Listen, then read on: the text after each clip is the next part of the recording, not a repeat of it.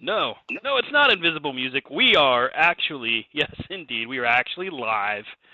C2C radioshow.com. Thank you for being patient. Sorry for the delays. We're back. It's myself, Stan Grubb, and my tag team partners. Brian Taylor is here, What's up? and Rob good. Hefner is here. Hola, ¿cómo estás? Bien. Fellas, I wish that we could start our show with positive news, and we've got a lot of stuff to talk about, but the stuff we're getting ready to dive into is important, and it's actually kind of sad. In the time that we were away for multiple reasons, we found out that we lost one of the greatest tag team wrestlers of all time, one of the probably the best complete performers in wrestling for this era. One of, not the best, but one of. That would be the former Ring of Honor Tag Team Champion, former Ring of Honor Six-Man Champion, and former Ring of Honor World Heavyweight Champion. One half of the Briscoes, that would be Jay Briscoe, passing away after an unfortunate car accident and a head-on collision. The report is that a car swerved from one lane to the other, ended up with a head-on collision. Both Jay and the driver of the opposite vehicle passed away almost instantly. Jay's daughters both in the hospital at this time. We did receive a report not too long ago that both were recovering from multiple surgeries, and it is looking good as they go forward.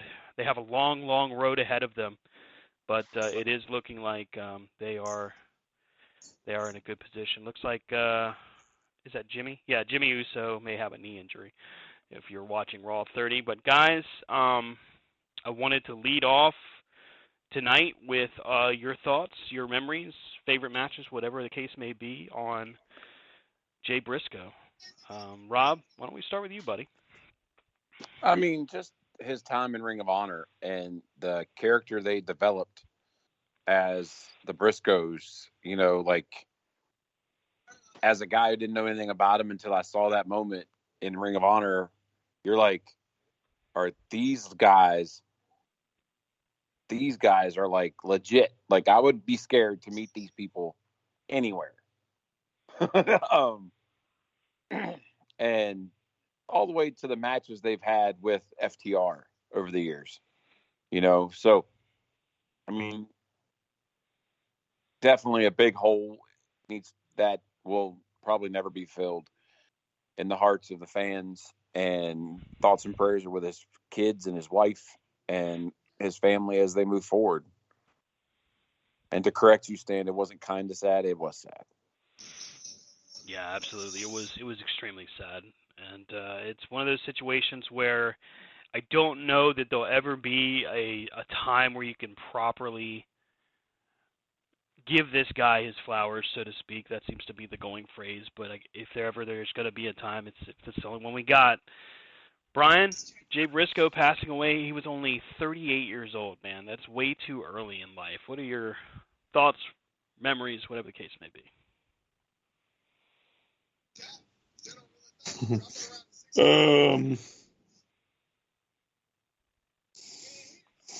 I don't know. It just kind of stings. Yeah.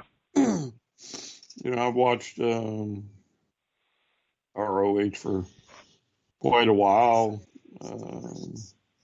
Even before I tried to get y'all to start watching it when Bullet Club came over. Mm-hmm.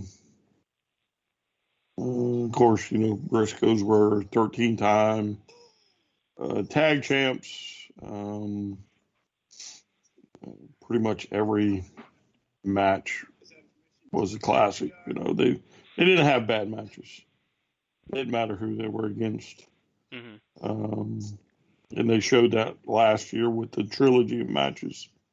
That will probably, I don't want to say never be duplicated, but it's going to be hard for two other tag teams to come in and duplicate what they did with FTR.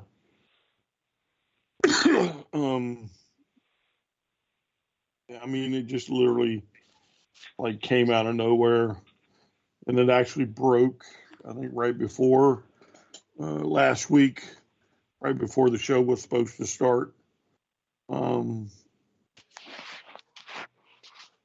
So Yeah, it broke in the middle of NXT. I mean, yeah, I mean it like legit. I think we were about to get on like Yeah. 5 minutes before we were about to get on, and then life happens, and Hmm. I'm glad we didn't because I would have never been able to finish that. The Briscoes are and will forever be one of my favorite tag teams. Um, Seen them live. Of course, I've watched them on ROH TV. Follow them on Twitter, and they're the I don't know if you really call it what they do on Twitter and YouTube like vignettes, but um, I mean they definitely took advantage of social media. I would say probably bigger than almost anybody. The Young Bucks are great at social media, but the Briscoes were just as good um, at social media. Yeah. And that was right up their alley, because it allowed them to be them. And yeah, I mean, I didn't even feel like wanting to watch wrestling last week after it happened. So it's weird. Yeah. Um, I feel sorry for his family. Um, I feel sorry for the wrestling community at large. Um, you do get reports of his daughters coming out Hmm. on a regular basis that they're doing better. But Jay will be somebody that you're not really going to understand the importance. Right. You're not going to understand it for some time. You know, got it. Having Honor Club and going back to '02, I think it is, if my memory's right. You're talking about Um, Ring of Honor when they started? yeah, well, they started putting shows on TV. I think '02 is the first actual show, but you can tell they'd been doing it for some time prior to that. Yeah. Um, just watching the evolution of the Briscoes. I think Jay was, if I remember right, when his first matches, he was in like a wrestling singlet. Hmm. White And meat then, babyface Jay Briscoe. Never thought you'd hear the words. yeah, and then, of course, Mark was, Hmm. he was underage, Yep. if I remember right. And so he couldn't wrestle. But you could just tell, the first bunch of shows as Jay would, I don't even remember how many shows in before he finally gets a win, but you can just see that like Mark is jealous of him because Hmm. he's just a little bit older and he can't get in there and wrestle. And I haven't quite gotten to um, the feud. I know they put on a hell of a match at a pay-per-view. Hmm. I think it is between the two of them. And I haven't gotten that far yet. I'm trying to just go back and watch, Yeah. enjoy ROH from the beginning, and hopefully I can get it all in order. Um, but yeah, I mean, it's truly amazing to think that how they both start out and how they end, as God, the cornerstone. Hmm. I mean, Jay and Mark in some regards, but Jay has to be the cornerstone of ROH. Um,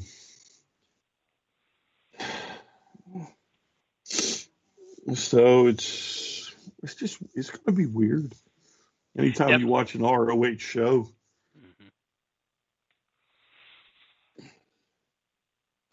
Hmm. I feel like in pro wrestling, we've lost a lot of greats, and there's guys that are irreplaceable. I mean, well, everyone that's lost is irreplaceable. But my point is, some are your heroes, some are people you hated, but you love to hate them. You know what I mean? Like Rick Rude or Ted DiBiase is still alive, but you get my point. Kurt Hennig, great bad guy, great villain. But Jay Briscoe was one of those guys that, I mean, you described his early career perfectly. I mean, he's in a singlet, he's clean cut, he just wants to be there. He's like one of the young boys from New Japan. And the next thing you know, you get this guy who this roughneck basically is how he describes himself, roughneck redneck, and he and his brother commenced to having one of the most crazy but exciting tag team careers of all time. He ends up transitioning into a phenomenal singles performer, having classics with Kevin Steen, having classics with Adam Cole, Samoa Joe. I mean, he even went toe-to-toe with Nigel McGuinness, Jerry Lynn, Roderick Strong. I mean, these are guys that he interacted with early in his career and then continued to move forward. It's one of those things that you don't get a lot of exposure to that kind of a talent. What is it that MJF calls himself? A generational talent? Mm-hmm. The Briscoes are definitely going to go down in history as a generational team. Yeah. I don't know what you guys would consider your Mount Rushmore of tag teams or your top 3, top 5, whatever you'd want to do. But the moment aside, because damn, it is hard to fathom Ring of Honor without the Briscoes in it. But would you say that the Briscoes are in that top 3 category, that Mount Rushmore, so to speak, of tag teams?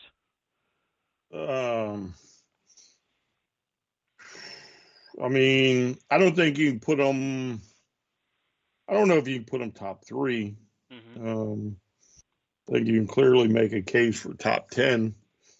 Okay. I mean, if you're talking, like tag teams of all time, and again, this is no slight, but I mean, you have to just over here. You have the Rock and Roll Express, you have the Dudleys, you have the Road Warriors, Midnight Express. No, I would clearly put them over the Midnight Express, but I mean, there's so many American tag teams that I don't know. I mean, I'm sure they might would climb higher than 10, but they're definitely, I would say, top 10 of all time. Mm-hmm.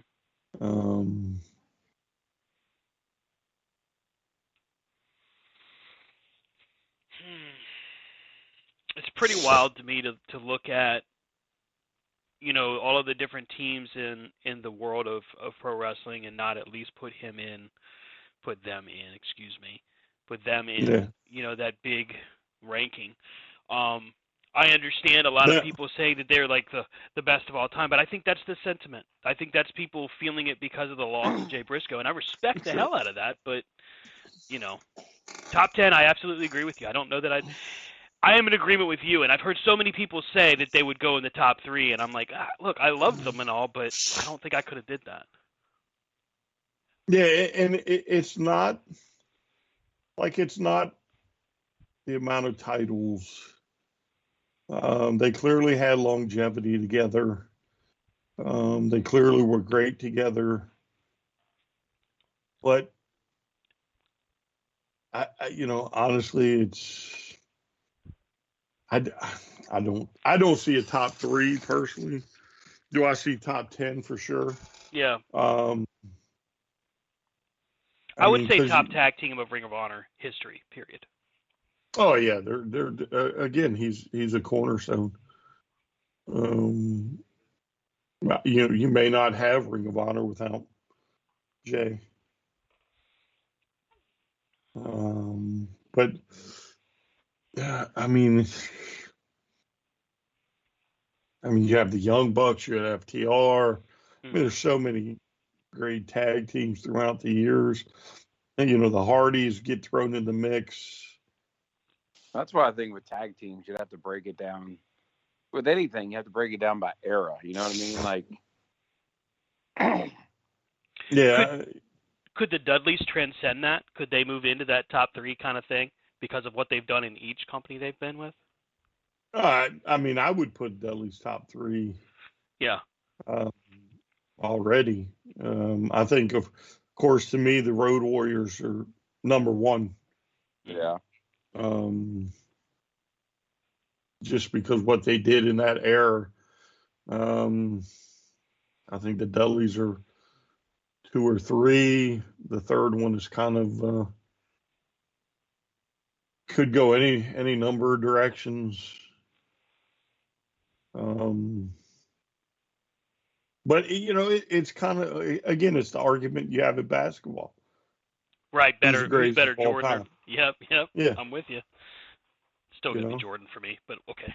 Well, yeah, but you know how it is. So like everybody's almost going to have their own thing. So Hmm. who's the greatest of all time? You say Michael Jordan. Rob, if he watched basketball, might say LeBron. Right. I may say Larry Bird, and then well, yeah, but don't forget about Magic. Don't forget about Will you know Chamberlain. Carl Wilt Chamberlain. Yeah, I Yep. mean, Karl Malone. Dr. J. yeah, Pete Maravich. Hmm. I mean, Right.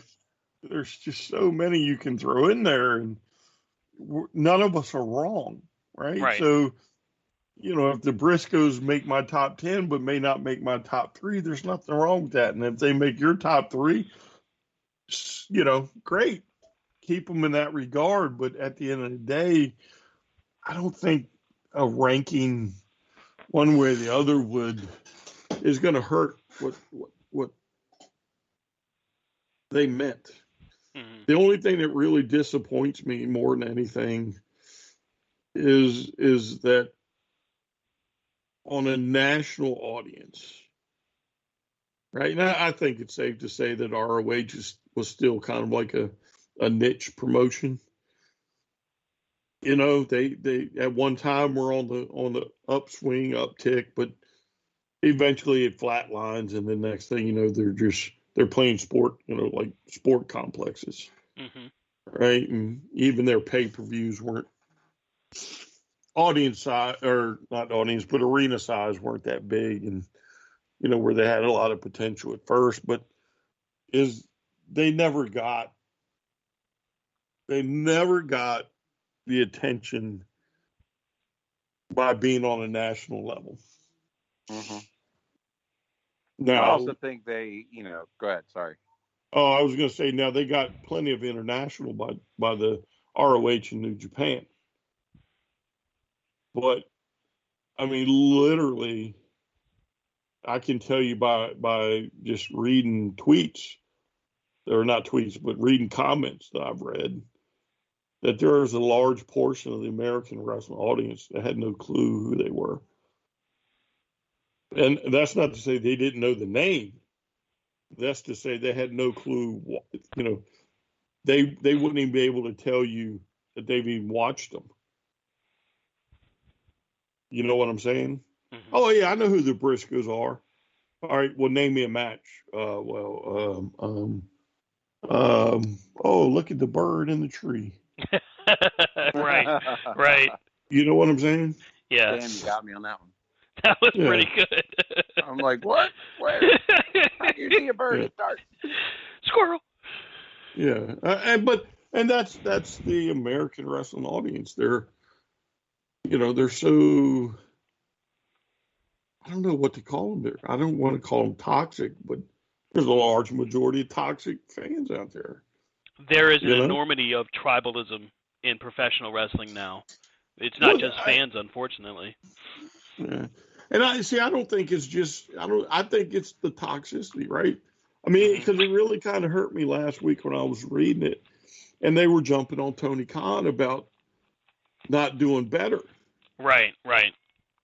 Right? Well, it's not Tony Khan's decision. It apparently is Warner Brothers. Hmm. And I'm sure he would have had to run through Warner Brothers if he was going to do something, dedicate a show to Jay. I'd read And I'm somewhere where sure they they said told him no. no. Yeah, I'm sure they told him no. And I mean, they just literally tore into Tony Khan, who has gone out of his way to show the wrestling world that he is, a very compassionate individual. I mean, look what he did for Brody Lee. Look at some of the stuff he's done for other people. And is still doing for Brody's family, by the way. Yeah, and he's going to keep doing for Jay's family, from what I understand. Mm-hmm. But I mean, they literally are just ripping, AEW apart for. Oh well, they just put up the picture at the beginning. They didn't do anything to, commemorate his memory, and there was no 10-bell salute and none of this other stuff. You can't get it through their heads. Well, Jay didn't wrestle for AEW. Right. He wrestled for ROH. It's no different than what WWE did on NXT. They didn't give him a 10-bell salute. They didn't put up a graphic. They said he passed away. They broke the story. Right. Pretty. Tony Khan is the one that broke it. Tony Khan's the one that goes on Twitter and says, "We've received tragic news about Jay Briscoe." I mean, but I'm talking about like, because I think NXT is thrown in there along the same way. So somebody's reading somebody's tweets. Right. You know what I'm saying? But if you don't have Tony Khan or AEW on your Facebook page or Twitter account, WWE breaks the story. Right. Right. And they don't do nothing. They mention it and they keep moving forward. Right. Why? Because he didn't wrestle for them. He has no ties to them. It's just like AEW. He didn't wrestle for AEW. Mm-hmm. I will say this, tip of the cap to WWE for not just on NXT, but also on SmackDown, and we have yet to see if they've done it here on Raw, but literally they've taken a moment to recognize and pay their respects to Jay Briscoe, which I think is a huge nod of respect, but at the same time, that's completely a Triple H move. And he's allowed the wrestlers to wear the bands, because notice when Kevin Owens attacked last week, he had a J band on. Yep. And update on Raw. Okay. LA Knight comes out and talks his smack about whatever. And he calls out Bray Wyatt. Then nobody comes out. And he calls out anybody in the back, and nobody comes out. And then the Undertaker comes. Then you hear the dong. And so then the Undertaker comes out as American Badass. That's on his cool. Harley. On the Harley comes out. And then, LA Knight goes back to the back, and he's like, nope, not doing it. And as he backs up, the lights go out, and there's Bray Wyatt with the lantern. So he goes back in the ring. He gets basically dropped by the Undertaker. And the Undertaker and Bray Wyatt have a moment. And then they go to the back, and then they pan where everybody's playing poker. In the back, and there's a table with Baron Corbin, Alpha Academy, Diamond Dallas Page, and Alundra Blaze. Oh, nice. Where she has the WWF Women's title that she dropped in the trash on the table. And then, of course, DDP wins and does his bang. And then now we're at the steel cage match between Becky and Bayley. Wow. That means they're doing the trial of Sami Zayn in the main event segment. No, they've already done this trial of Sami Zayn. That was first. Wait, what? Yeah, trial of Sami Zayn was first. Paul Heyman did this whole thing, showed a video saying he did his little speech, and then Sami Zayn said, well, I don't have any defense. I'm done. I don't have a defense. Wow. So then Roman basically tells his enforcer dude, all right, take care of him. I'm done with him. And then Jay comes to his defense, Sammy's defense, and shows a whole nother video vignette of how Sammy's defended the bloodline and helped the bloodline. So Roman says, you know what? I find you not guilty. And after tonight, I don't want to see you till Sunday, where I will test your loyalty for the final time. Or your final task or whatever. Okay. So that was first. That was like right off the bat. Damn. Well, honestly, I guess I'm glad they led with that then, because that is really. Okay. Well, you got to think we haven't seen. They've got to do a DX thing. Then they're gonna have to do a Ric Flair thing, and then at some point Hogan's got to come out. So you got all these veterans that have still got to do their shtick. Yeah. You know, I mean, they had the Godfather guarding the door of the poker room, and when they knocked on the door to get the APA out there, they knocked on that that fake door. Mm-hmm. Well, they couldn't bring both APA out because the other guy's standing there with Baron Corbin. So then Ron Simmons comes out. What you want? Okay. Sorry, back to your regular scheduled route. Wow. Well, I mean, it is their Raw 30. It's their 30th anniversary. You knew they were going to bring out the legends. Our buddy Shane, not too pleased, says F the Fed. It looks like a MAGA convention. He's clearly not having the Monday Night Raw festivities tonight. Brian, do you have Raw on your end? Is it Rumble? Did I miss the Rumble? Rumble is on Saturday. Didn't know. And no, okay. I've got it on here, but Rob had the full-fledged thing. I just had the little video feed of it. I don't hear any of it, so I missed the whole American Badass thing. That sucks. That's kind of cool. I kind of dig that. So we were talking about tag teams, talking about where we would place different ones, talking about how it's an argument of, well, you kind of have to categorize them in eras, and I kind of agree with that. I mean, when you look at it, the Road Warriors for a lot of people is number one, and I definitely get it. It makes perfect sense. They are the standard bearer. They set the bar. Everybody else is just trying to catch up to it. Well, I think the Road Warriors showed like something different, and that's why they weren't in the same place very long. You know what I mean? Right. Because they had a different style than anybody else. They didn't have an everyday, I'm going to defend your title for weeks at a time. I'm going to come in your town. I'm going to run your town for a few months. I'm going to kick ass, and I got to leave because that's their style, you know? You know, your Hart Foundation had your, hey, I'm just going to come and I'm going to hold your belt, and that's all you're going to do, you know? Mm-hmm. But I agree. LOD for the win. And then maybe your number two is going to vary. I heard Midnight Express. I heard Rock and Roll Express. I heard what else did I hear? Heart Foundation. You just mentioned them. You know, there's so many different ones. Stan's New Breed. That's Techno Team 2000, baby, right there. Woo! Eric Watson. I don't know who his partner was. Travis and Trevor, wasn't that their name or some stupid ass thing? Mine'd be the Rockers all day long. Number one, baby. Woo! And your favorite wrestler, Shawn Michaels. That's right. Go figure. Yeah, there you go. See? There's a plan to everything. Everybody's got a price. I think when people get into, and Brian had mentioned kind of the toxicity of fans nowadays, when you look at what people are saying, they just don't realize that either they don't realize or they don't care of how much they just don't know. You know, for one, when you look at it, they have no concept of what it means to be on television nowadays. Our buddy Sonny constantly talks about, you know, growth and audience this and audience that, but at the end of the day, Warner Discovery is the people that hold the TV deal. If they had a concern about 960,000 to 1 million viewers every week, they'd have told Tony Khan by now. We would have never seen, what are we now, on the 8th version of Battle of the Belts?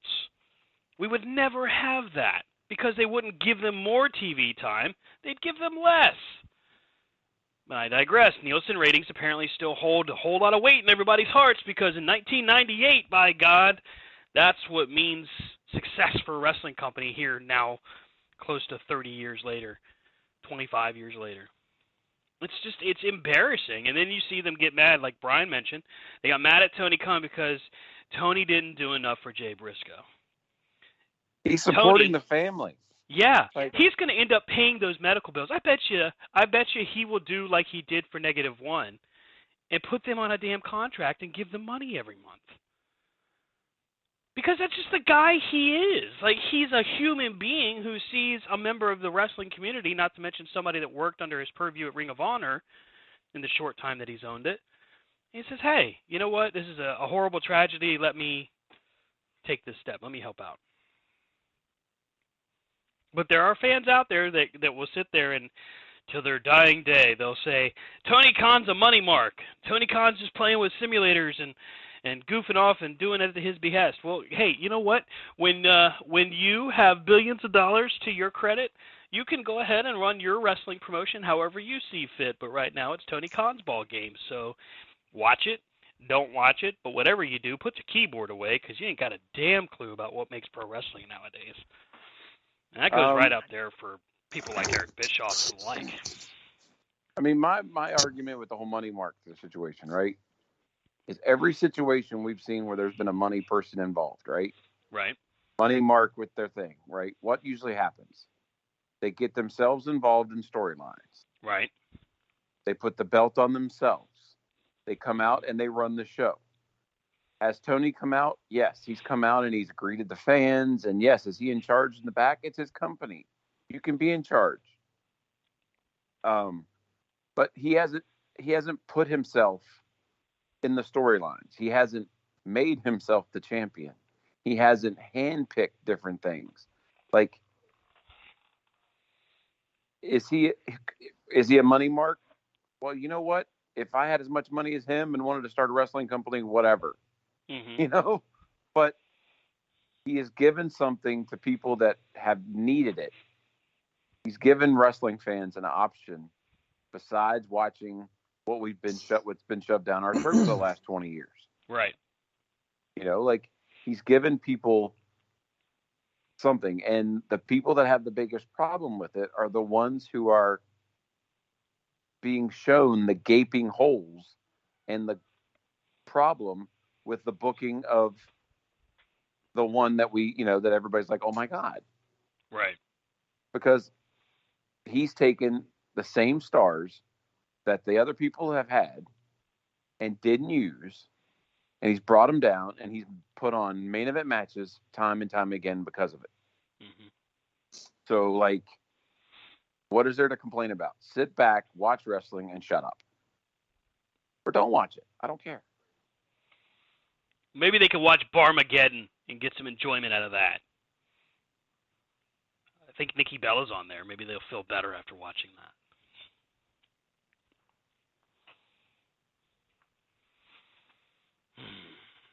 Wrestling fans are something, man.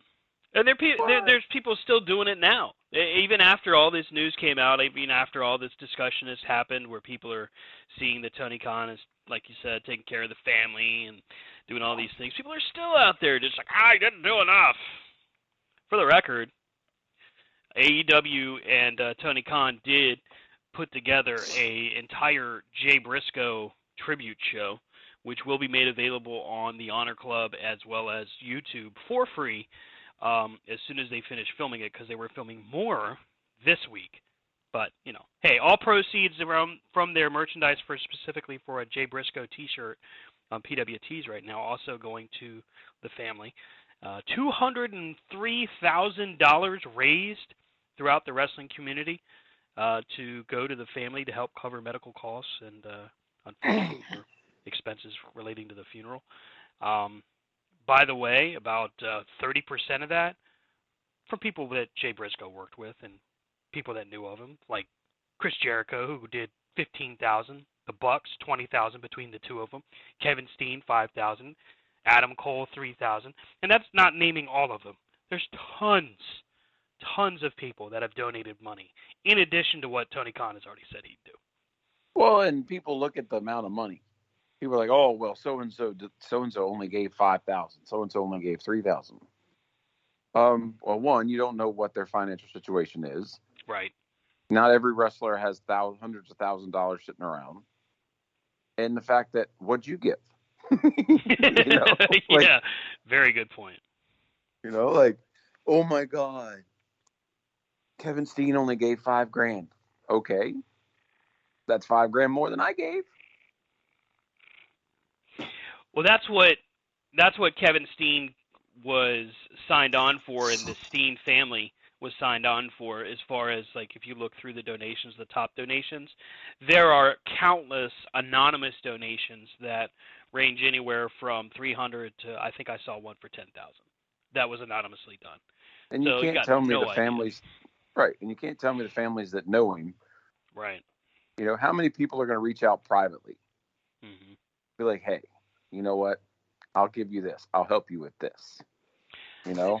Jay Briscoe wasn't just a pro wrestler, though. I mean, he was a dad. He was a man of the community.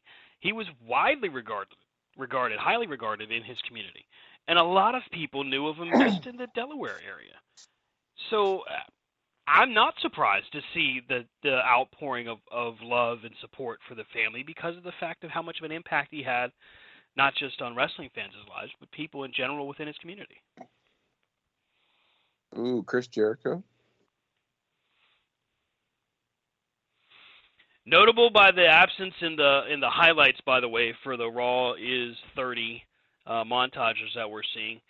At least the last one I saw didn't. Oh well, there's Sting. Didn't include CM Punk from 2011. Maybe they'll include that in here. But interestingly enough, CM Punk active on Instagram, commenting on a lot of people's posts. We've seen it go from all out to CM Punk's getting fired to, hey, looks like CM Punk might actually be getting himself healthy. Holy shit, he actually got hurt and is getting healthy, but maybe coming back to AEW after all. So, Brian, we might get our wish, the Elite versus CMFTR. I mean, it'd be nice, but I think it's still a little too early to speculate. Well, we've got time. I mean, a tricep tear, what's that, a 6 to 9 month recovery time? I don't know. I ain't a doctor. I mean, it's not an easy recovery. By the way, Rob, here's your DX segment. Way to call it. Rob Stradamus on the booking of Raw tonight. Have you been feeding information to Fightful? Is that what you're doing? Like, what is Kurt Angle doing out with DX? Wait, what? Yeah, Kurt Angle's out with him. Well, somebody had to replace Billy Gunn. You know? But notably in some of the Raw segments that I've seen, they've had Brian Danielson. They've had Chris Jericho several times. Mm-hmm. Obviously, Cody. So it's like they're not shying away from the ones who don't work there anymore. Of course, last time we went on the air, Brian, we were talking about the potential sale of WWE. And if you may recall, when we went on, it was looking like the Saudi government was going to buy them. And, it was completely wrong. Boy, did the wrestling media drop the ball on that one. Whoever saw that hook, line, and sinker. Yet. No, that's just it. We have no idea where it's going to go. Not done yet. Ideally, where would you want to see it go? Who would you want to see buy it? I don't know. I'm not even watching it right now. So I don't know. Couldn't answer. I mean, go ahead, Rob. I mean, honestly, what I would like to see, whoever buys it, is just one of those where they have to just. I mean, Vince has got to go. Like what he's done with replacing people on the board, and like what would compare to a hostile takeover. So now Kurt Angle they all turn to him and they're like, "Why are you out here, Kurt?" He said, "I always wanted to be DX." So now he takes his Angle shirt off and he's got a DX shirt on. Well, there you go. But I mean, that's the thing. Like, I mean, the only thing you're gonna do to make it to do anything is you gotta get rid of it. You gotta get rid of the McMahon. Like, and if they take it private, whatever. But it's just You know, like I'm at the point where you almost need a whole new regime up top. You know, so I like Tony Khan saying, well, I mean, I'm not saying I wouldn't buy it. Well, Tony and his father Shad have actually put in a bid. I don't know how far that goes or what that process looks like, but legitimately they did put a bid in, according to multiple sources, including the Wall Street Journal. You know, it's interesting because the dynamic of the company changes no matter what they decide to do. You know, if Vince keeps it, let's say Vince and whoever private company buys it and they decide to take it off the publicly traded stock exchange, that means that you can do whatever you want with the company. I can't get behind a Vince McMahon-led company, but that's only now after having watched what we've seen with Vince lately, and only with the allegations. You got a large monster of a company there that you can do a number of things. I mean, AEW has done very well in getting things moving and getting people talking, but to a potential buyer for WWE, their tickets are selling well. Their stock price, of course, because there's a sale coming, it's last I saw was in the 80s and $90 a share or something like that. I'll pull that back up here right now. So I mean, it's prime real estate for right now. It's $88 a share. But if Vince is still there, to your point, Rob, I mean, I can't see, let's say, NBC Universal or Comcast say, yeah, we got to keep them. Vince is really going to do a great job. But how well do these folks know Triple H? How well do they know, you know, what he's done for the company itself? Well, I mean, and that's where you have it. I mean, like, if another person owned the company, Vince would be out just based on the culture of what is going on in the world today. Right. I mean, the only reason he is being able to rear his head is because he holds the shares and can have the power. I guess if you own 81% of a company, you can kind of do whatever you want.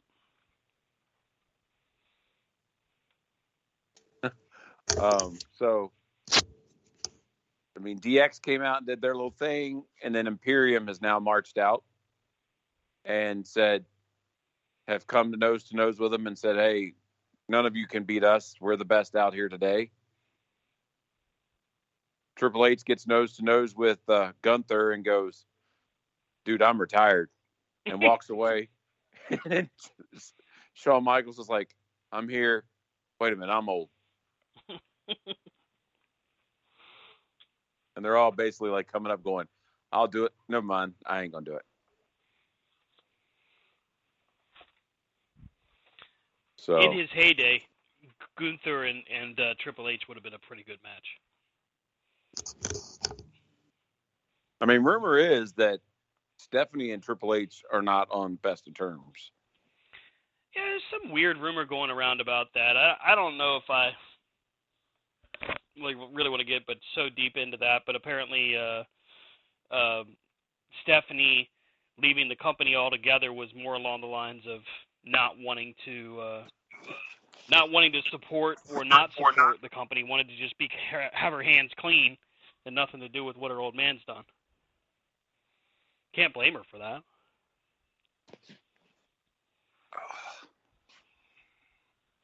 It's a messy business. Yep.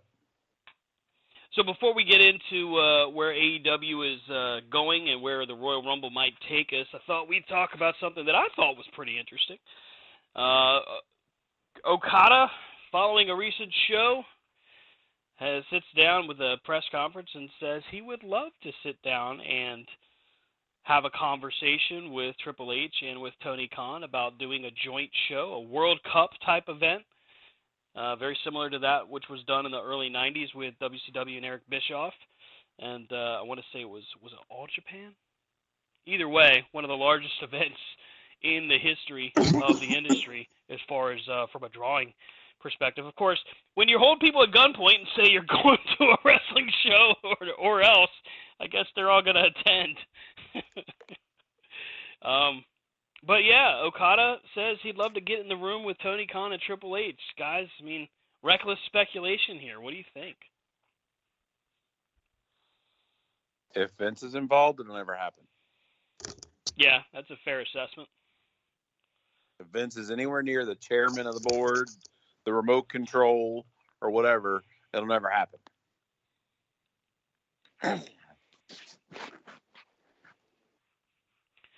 Brian, can Triple H and Tony Khan put together a dream event? I don't Especially know. with New Japan. Yeah, but again, we just discussed the sale. I mean, how would I mean? I think they're probably more preoccupied with the sale of the company as opposed to, well, let's do a super show. Mm-hmm. Be a great way to kick off whoever the new owner would be. Now, Show a sign of solidarity kind of thing. could a new owner kind of do one of those big moves right out the gate? Sure. Mm-hmm. Be smart for business.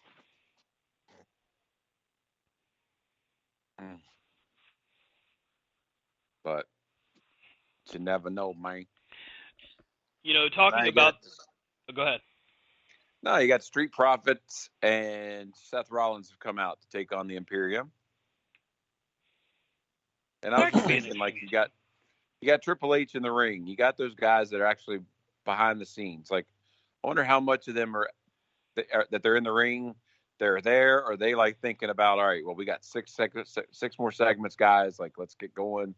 Like, I'm sure Triple H is kind of in tune with the time that would be spent out there. I'm sure he's curious as to how long they're taking and if they're running long. He's the kind of guy that probably rushes back, sits back down, grabs a headset, and is back to talking to Graves and what's his name. And he just said, we need somebody that can take a sense of this situation. So now here comes out player. Wait, what? Player. Oh, no. Not Teddy It's Long. going to be a tag team match. All that just to do that. Yeah, Triple H is, I think, solely in the camp of right now. Let's go for whatever pops the crowd. I was thinking about that the other day. You know, we had such high hopes for what he was going to do heading into this new era of him running the show, and so many different things that he's done lately have really reeked of his father-in-law, if we're really being honest. So to those that have their tinfoil hats on and say Vince is still running things, well, I guess you've got a little bit more credence or more reason for us to all to believe it. Oh, now they're saying they need a special referee. A special referee? So who's going to be the special referee? Who's it going to be? It'll be Kurt Angle. Let's see here. So we talked about, of course, Jay Briscoe. We talked about possible CM Punk coming back. We talked about the Briscoes' legacy in pro wrestling. We talked about, we even talked about Okada and his comments towards whether or not Tony Khan and Triple H could sit down in a room. Coming up on the Royal Rumble, we've got interesting card coming up for that. We got Cody Rhodes making his return. Potentially could win the Royal Rumble. He's been announced, so he's not a surprise. So I think everybody kind of expected he was going to come out or come back at the Rumble. Got Bianca Belair defending against Alexa Bliss. Roman Reigns defending against Kevin Owens. In a pitch black match, Bray Wyatt is going to take on LA Knight. And then we've got the women's and the men's Royal Rumble. Why don't we just go ahead and run it down, go through, do some predictions, and then we'll dive into our next topic. Bliss challenging Bianca Belair. Hey, what do you know? I got it right. It was Kurt Angle as the ref. Rob, who do you think? Is it Bliss? Is it Belair? Who wins that match? I think it's Bliss. Ooh, okay. New champ. They're going to complete her little psycho spiel thing that she's doing. All right. Brian, what do you think? I'm sure it'll be Alexa Bliss. I'm sure. I actually think it's gonna. I think it's gonna be a Bianca Belair. I think Belair is headed to WrestleMania to take on Rhea Ripley for the title.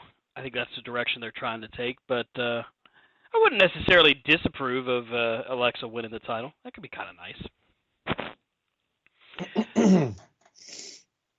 Let's see here. Roman Reigns against Kevin Owens. Is it safe to say we all think that Kevin Owens loses?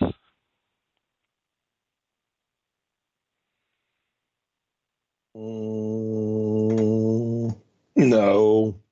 No. Okay. I mean, he can win by count out. He can win by disqualification. Right. He could win by having somebody not answer the 10 count and stand up, after a minute and a half. I mean, he could win all types of different ways. I think Sammy makes him win.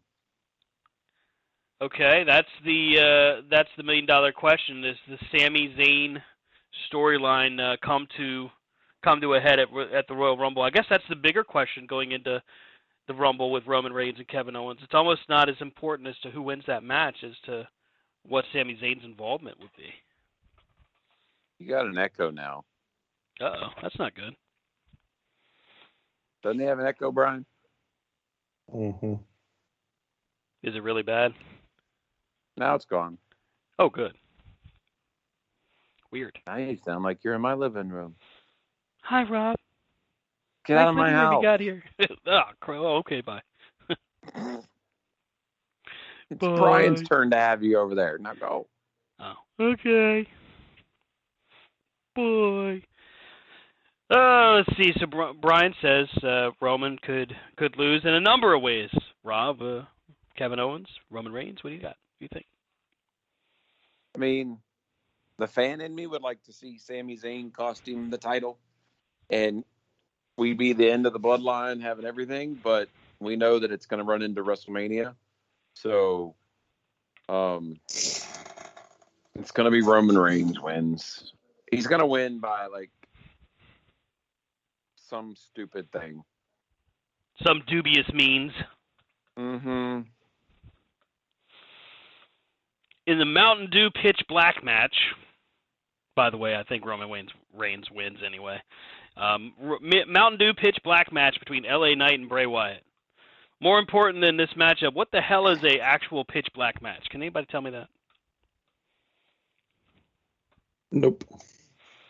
We're going to wrestle in the dark. We're going to turn the lights off. We're just going to have a flashlight in our hand, and that'll be it. Is this going to be like that dumbass match where they had Jake Roberts and who was it? David DiBiase with hoods on their head running around the ring? Oh, yeah, like at Mania. WrestleMania 7 was the blindfold match where they had hoods over their faces. That match dragged. Ugh. That's the reason we never see it. I saw it again. Didn't Triple H do one back when he was like the world champ at some point? I think he took on like D'Lo Brown or some crazy shit. D'Lo Brown. D'Lo. Everybody likes D'Lo. Looking at the real deal now. Guess not. Okay. Oh, look, Jerry Lawler's doing commentary. Now it's officially boring. Let's see here. Women's Royal Rumble. Brian, who wins the Women's Royal Rumble?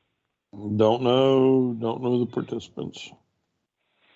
Right now, participant-wise... Oh, please don't. There's only 7 confirmed. What, you didn't want me to read all 30? No, because I don't want to hear Kelly and Cyndi Lauper. Michelle McCool and Cyndi Lauper, nice. Layla and Alicia and I don't want to hear none of that. I know who's not winning. I know who's not winning without a doubt. Shayna Baszler. Alexa and Bianca. Well, yeah, that's true because they'll be busy. Yes. Rob, are you in that same camp? Why would they even let Shayna Baszler in that? Like, shouldn't she just be setting up the ring and leaving? Somebody's got to have the Bushwhacker spot. marches in or thrown right back out? I think it's going to be Becky Lynch. Becky Lynch. Okay. Interesting prediction. Ow. Ow. I'm being assaulted. Ow. I guess the Shayna fan in the house disagrees. Ow. Ow. Stop. The hell? I'm going to call the cops. Ow. Ow. It's happening live. I'm being assaulted. Ow. By the only Shayna Baszler fan on the East Coast. Ow. Ow. Okay. Men's Royal Rumble. There are considerably more people confirmed for this one. Hulk Hogan. No. Rob says Hulk Hogan. What a pick, Rob. What a dark horse right there, brother.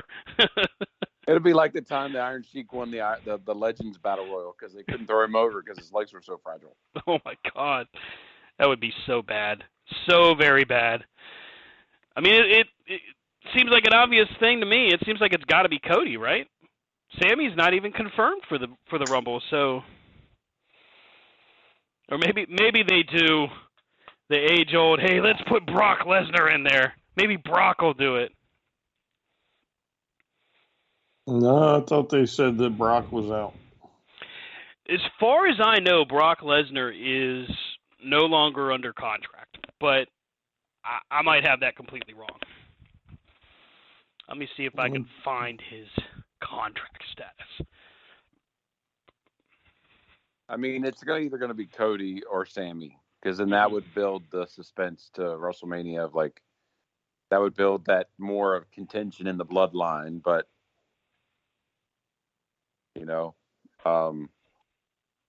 but I mean, obviously the hype they're doing with Cody, it's got to be Cody. But then again, the year they brought Daniel Bryan back, you thought that would happen, and Roman Reigns threw him out at 15. So. AJ Styles is out with a broken ankle. We know that Doudrop is injured. We know that Carmella is injured. I'm just looking through all the different people that are injured and free agents. Brock is listed as a free agent. So, yeah, he's apparently not under contract or assigned to a specific roster. So, yeah, maybe not. Oh, he'll be there. Who cares? So, okay, I guess the $1 million question. Who's watching the Royal Rumble? What do you mean, like us? Yes, out of us. Should I have been more Saturday? specific? Yes, Saturday, the Royal Rumble. I think I'll probably turn it on at some point. I like the Rumble. Yep. Rumble's my favorite pay-per-view since they've made WrestleMania an 8-day thing. A 3-hour tour. 8 days and 3 matches. Yeah. And the rest of it's just video segments rehyping the other matches. All the shit you didn't watch during the year. Brian, will you be completely watching the Royal Rumble? Will you just turn it on, have it on in the background? What do you think? I mean, I said 6 months ago this would be my return, so we'll have to wait and see, I guess. But as of now, I'm planning on watching it. Now, will you be a full-fledged return, like watching Monday Night Raw and SmackDown after that, or just the pay-per-views, just the premium live events? Well, I mean, if your premium live event or your fucking pay-per-view doesn't do anything, then why would I turn on the TV? Fair point. Yeah. Is there a specific thing, and I'm going to ask this in a two-part question, is there a specific thing they can do at the Royal Rumble that will guarantee you'll tune in? And is there a specific thing that they'll do that would guarantee you won't tune in going forward? I mean, you got to do fucking better. I mean, it's garbage. I don't care what any bobblehead says. At the end of the day, WWE is just garbage right now. Mm-hmm. That's not to say everything about it is garbage, but I mean, it's garbage.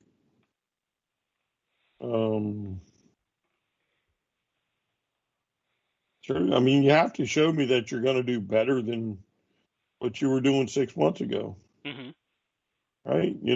We all talked about Vince McMahon and how he was past his prime when booking this stuff, and Completely out of touch. yeah, I think we've all said now you got Triple H who's been at the helm for 6 months. that. Hmm. Well, I mean, if your whole thing is, oh wow, Cody Rhodes comes back and wins it, you're not doing me nothing because that's the obvious one. Right. If The Rock shows up and wins it, you're not doing me any good. That's the obvious one. This is the Royal Rumble where all types of crazy things are supposed to happen, but The one event every year where literally anything can happen. That's what they say every year, right? but again, it looks like we're going to get the obvious, the easy path. And then, again, getting to WrestleMania. Ooh.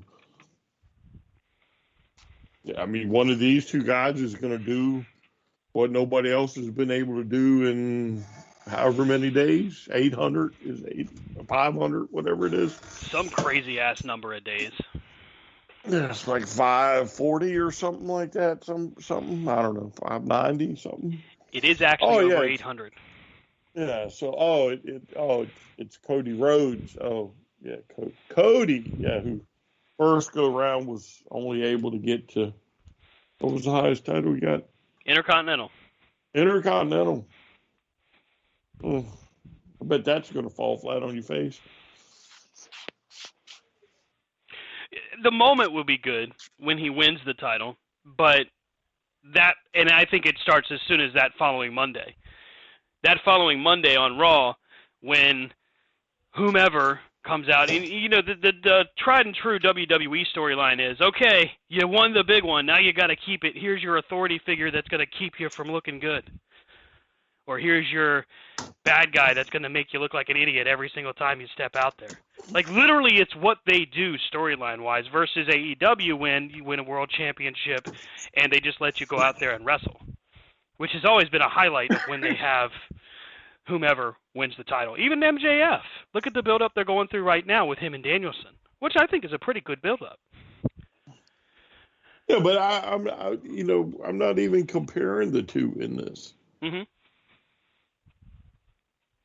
I mean, this is straight a train going to nowhere. So once he wins, if Cody wins, the obvious matchup would be Seth Rollins. Mm-hmm. Again, what's that, 4 times? Well, again, yeah. Seth Rollins.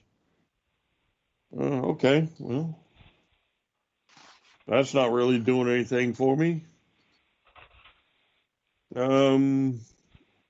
So Cody would probably get Raw, and Roman would probably stay on SmackDown, and I mean, the people on Raw. So then we got to hold a draft again, right? To try to even Balance your it out, rosters yep. out. Yeah. So then we wouldn't get, you wouldn't put Sammy and Kevin over there. You might have some decent matches with Cody. No. You would put Braun Strowman over there. Oh, Braun and Cody. Yeah, because Ew. Yeah. Everybody likes Braun. And the bad part is, in this situation, Braun would win. And nobody would want it. And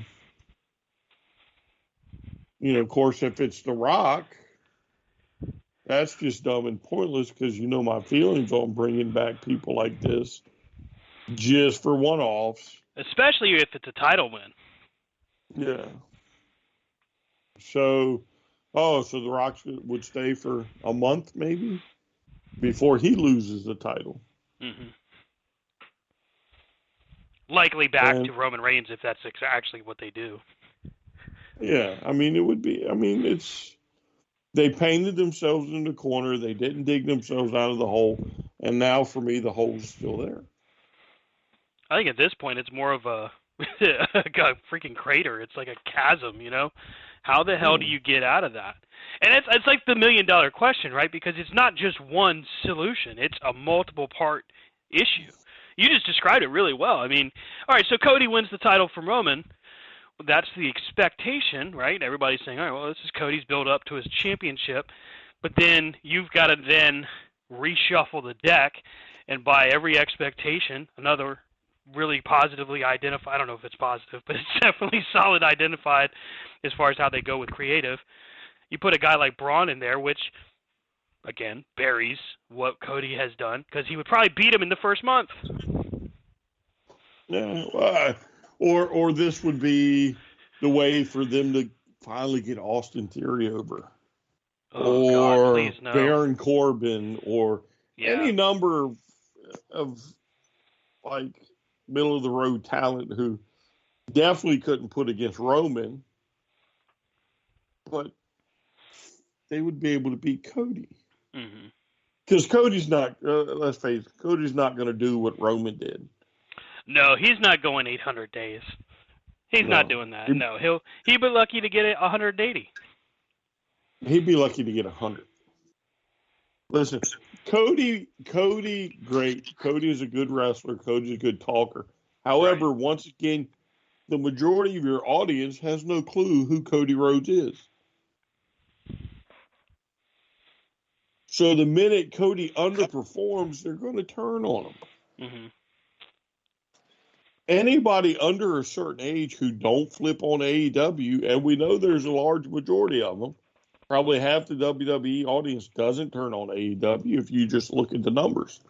Right? So we have 2 million people that are watching wrestling at any time, and about 900,000 turns on AEW. That's 1.1 million that don't watch AEW. You have no clue who Cody is.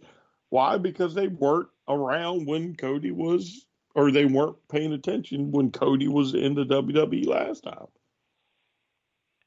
Well, they probably see Stardust when they see him and think, well, this isn't the guy. Yeah. I mean, the WWE is a very fickle audience. It's hard to keep the attention of them young kids that you're doing all this stuff for. I did say earlier today it's difficult to make it make sense. Yeah, they're not doing the older fans lip service, no, because we're on the way out. They're trying to get the new ones in. Right.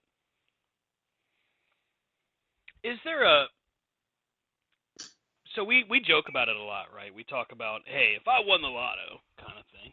Is there a thing that a new company, not even AEW, let's just put that out of the mix right this moment.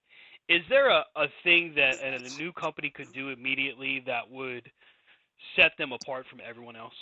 Is there any original thing that could be done that hasn't been done yet? Well, I don't understand your question. So AEW set themselves apart because they wrestle. It's more wrestling than pro sports entertainment, right? Okay, yeah. So that separated. ECW did Extreme, and that separated them, but they didn't have a national audience. Well, they had the national audience, but they didn't have national exposure. ROH is the same as ECW.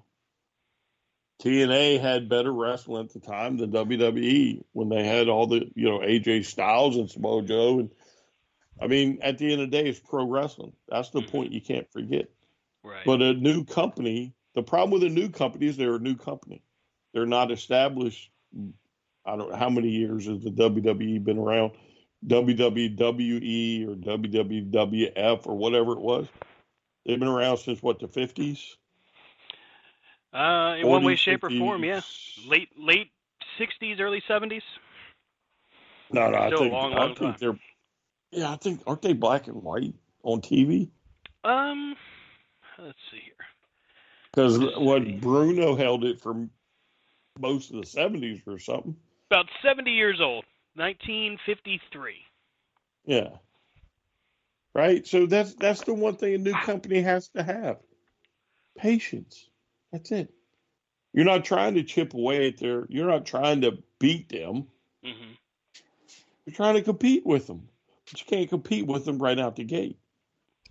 Oh, and I think that's what AEW has done to win. You know, that's what AEW's done. It's like they have, you know what?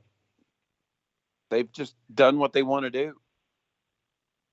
You know, like they haven't, until, you know, recently, they haven't been like, oh, we're going to take on the E. You know, they just do their thing. They're not constantly talking smack like Dixie Carter used to. You know, it's like, so, but we've talked about it, and that, you know, WWE's made all the missteps that WCW did. So, yeah. Yeah, listen, if Jeff Jarrett had to been forced out of Impact would probably have a much larger footprint on American wrestling. That's a really, really good observation, and I have not heard a lot of people say that. Well, there aren't a lot of people that are going to admit to watching TNA. TNA, yeah. Yeah. I mean, we watched the stupid pay-per-views that preceded it. Mm-hmm. Those weeklies were good shows. Yeah, I mean, we didn't watch them all, but we caught some of them. Mm-hmm. For what, $10 or whatever the hell it was? For the cost of one WWE pay-per-view, you could have watched 6 different pay-per-views for TNA. Yeah, I mean, I can remember watching those. Mm-hmm. I can remember watching the ones out of Australia that were right before TNA. Oh yeah, remember WWA. those? Yeah. Those were a little hokey, but you could tell that Jeff Jarrett had a plan. You at least knew he had a plan. I don't know if they were great shows, but you could tell that there was something in the works. Yeah, I am not going to fault Jeff Jarrett for being a promoter, because he did exactly what some of these other companies have done. They went out and found fresh faces that were better wrestlers than anything you saw in WWE, and they put a show together. Now, Jeff, I think, is a lot more sports entertainment than Tony is, but I don't need sports entertainment on every segment. Mm-hmm. I'm watching to watch pro wrestling. I'm watching to watch Bryan Danielson do what he's doing right now. Right. For the I'm record, watching to see. Go ahead. What? No, go ahead. Get your thought out first. Oh, I said I am watching to see Kenny Omega. I'm watching to see New Japan bring their people in, and all these. That's what I'm watching for. I'm not watching for some stupid storyline that makes no sense at the end of the day. For the record, the criticism that Ric Flair put out there for Konosuke Takeshita and Bryan Danielson was complete crap. That match ruled. That match was awesome. And I don't know how the hell you can sit there and say, well, we used to lay it in back in my day. Bro, what were you watching? Because I watched that match. Brian watched that match. Hell, Shane was in attendance and watched that match. How can you not say that they weren't laying it in? That's ignorance. That's ignorance and just trying to get somebody's ire. And I guess it worked. Well, it's not about getting an ire. It's you got to keep your name out there, right? Yeah, get people talking. So if it works for Eric Bischoff and Jim Cornette and any number of Disco Inferno and Conan and whoever, and your son-in-law is sitting on the couch, I think recovering from surgery. Mm-hmm. Why not take pop shots, right? Right. But I bet you, I lay you money right here, right now. If you took Bryan Danielson today, you could put him in the ring with Ric Flair, and he would make Ric Flair look foolish. And I'm not talking about today's Ric Flair. You're talking about prime Ric Flair. Yep. And yeah. I agree because Bryan Danielson has a greater understanding of the inner workings of a professional wrestling ring than Ric Flair ever could. And that's a bold statement, but I think that. I don't think he has a better understanding. I think he would legit out wrestle Ric Flair in his prime. Here it is. Ric Flair in his prime, Bryan Danielson right here, right now. Not in his prime, right here, right now. Because he is clicking on more cylinders than he probably has in a long time. Yeah. Here it is. Go for it. And I bet you he could out wrestle Flair. Yeah. I do look forward to seeing Kenny Omega and Bryan Danielson again, because the first time was awesome, but with Omega being in the condition he's in now, and Danielson being on the run he's on now, whew, that's going to be good. Not sure when it's going to happen, but it's going to be great. Do you think that an Iron Man match between Bryan Danielson and MJF will do well fan-wise? Because we're in a world where it's a real short attention span for professional wrestling. You got wrestling fans nowadays that, now, granted, we are pretty good fans of the business overall, and we have a pretty good appreciation for it, regardless of how long a match goes. I mean, look at what New Japan delivers. But do you think that I guess the word would be the everyday fan, will have an appreciation for MJF in an Iron Man match against Danielson?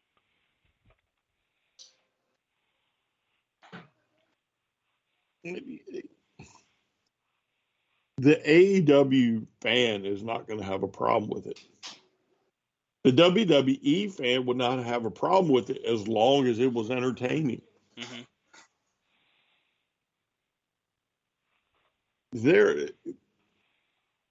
They're like, the fan base is no different. At the end of the day, you're coming to watch pro wrestling. Mm-hmm. Some prefer sports entertainment. Some prefer pro wrestling. But if you put a good match in front of them, we're all going to sit there and watch it. Right. Because the really good Iron Man matches don't feel like Iron Man matches.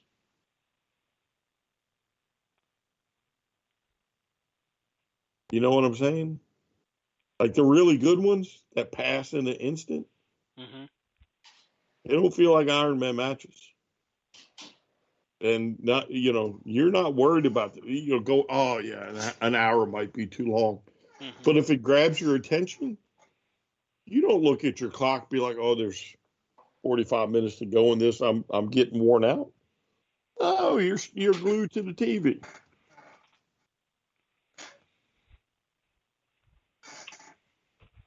Rob, same question. I mean, I just don't think fans have the love for Iron Man matches like we used to, Mm-hmm. Like, I think back in the day, it's something we never saw. It was like, oh my God, and it would be a hell of a match. But I that's my opinion. I mean, again, go ahead. Think of how many times you've watched AEW, Uh-huh. right? And then commented, oh man, that's 2 hours? Yeah. I've been sitting here for 2 hours. It feels like 5 minutes. Dynamite goes by super fast. Yeah, because it grabs your attention. Mm-hmm. If the Iron Man match does that, you're not worried about the hour because it'll grab your attention. Ric Flair's suit is atrocious. Is that changing colors? Like, sorry, it looks white, it looks yellow, it looked green at one point. It's probably just the lighting, but still. Hey, quick update on the Give, Send, Go, which is basically like a GoFundMe. The amount raised for the Briscoe family, for the Pugh family, is $290,771. That is outstanding. Very, very cool. Tyson Smith, by the way, showing up in the category of the top donations. 10,000. Damn, that's a lot. Good for them, man. Who's he? That's so cool. I have no idea, but that's just cool. Heading into AEW's next few weeks, they're building to the Iron Man match with MJF. We're talking about that, but at the same time, we just had an opportunity to see the return of Adam Cole. Adam Cole as a good guy, apparently. Well, at least for right now. I don't know if you guys watched the most recent BTE, But he even made nice with the Dark Order and said if they could work on the whole Budge thing, he might consider it. Of course, Evil Uno kind of botched that, but it seems like we might be in line for watching a good guy run for Adam Cole, which, hey, he's massively popular. Whether he's good or bad, it doesn't matter. People are going to cheer him because they just love getting behind him. But Adam Cole and MJF, I would like to see that.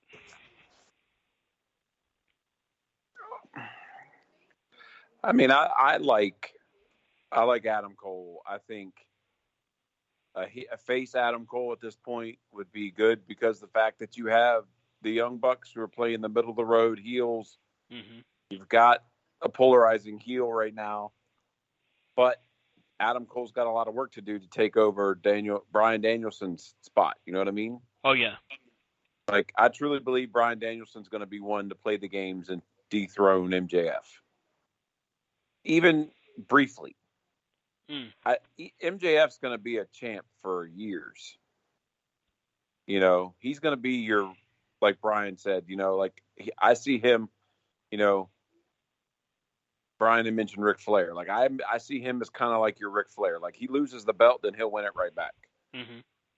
Or he might lose the belt, it might be out for a little bit, but then he'll play games and be right back there, I really like that distinction, by the way. I think that bears a lot of power for what MJF is doing currently.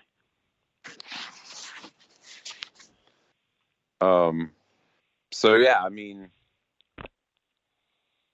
I like Adam Cole. I'm glad to see him back. I'm glad to see him healthy. No, I didn't think he was going to be one of those that jumped ship straight to WWE when Triple H came back. Mm-hmm. Because, I'm sorry. His woman's in the company. His friends are in the company. Why would he go back, Right. Yeah, there was a little rumbling that they thought that Adam Cole would go back. But the thing is, like, you made a good point. He has no reason to. He has every reason in the world to be able to do what he wants to do creatively, able to do what he wants to do privately, and, oh, yeah, by the way, still have kick-ass matches. Mm-hmm.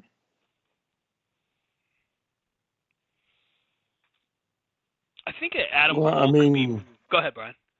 Oh, how'd that work out for Bobby Fish? Old man Fish. Well, old man, like Bobby Fish called his thing. Bobby Fish did the whole, well, I'm coming.